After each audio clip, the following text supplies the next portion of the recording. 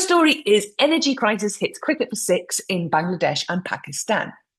In Bangladesh, energy-saving measures have forced the Bangladesh Cricket Board to rethink the timing of their international cricket games, with men's one-day internationals now starting at 11 a.m. in the morning in order to finish before sunset and avoid the need for floodlights. Women's T20 internationals have been similarly adjusted, marking a rare instance in our sport calendar where broadcast-friendly evening fixtures have been displaced because of national energy constraints. This isn't about scheduling, it's about scarcity. With Bangladesh relying on imports for roughly 90% of its energy needs, particularly in liquefied natural gas and oil, the country is now acutely exposed to oil disruption from conflict in the Middle East, which is triggering nationwide rationing and austerity. Cricket, therefore, sits downstream of this infrastructure reality. Floodlit matches, a standard symbol of modern broadcast sport, carry a direct energy cost that now competes with wider national priorities. Adjusting start times to daylight hours effectively removes that demand from the system, reducing the pressure on an already constrained grid.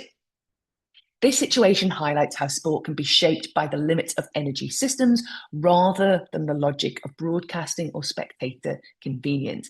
And this is not an isolated case globally.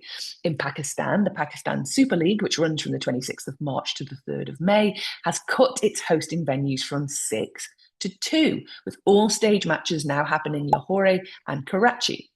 The league has fans to watch its biggest cricket tournaments at home rather than attend matches, as Pakistan scrambles to conserve fuel amid the spiralling oil and gas shortages triggered again by the US-Israeli war against Iran.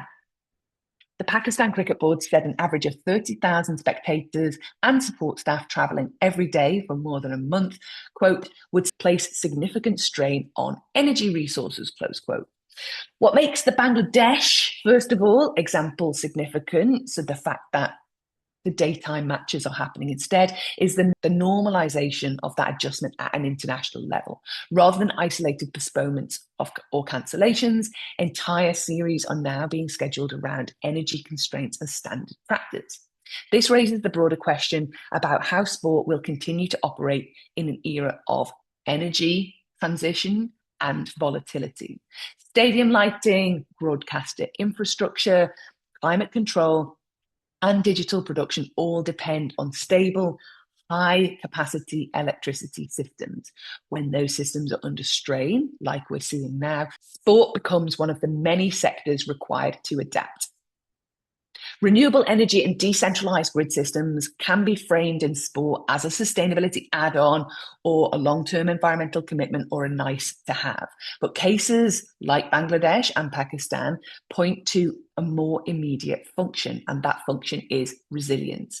The ability to maintain cultural and civic life, including international sport, increasingly depends on energy systems that are not only lower carbon, but are stable under pressure.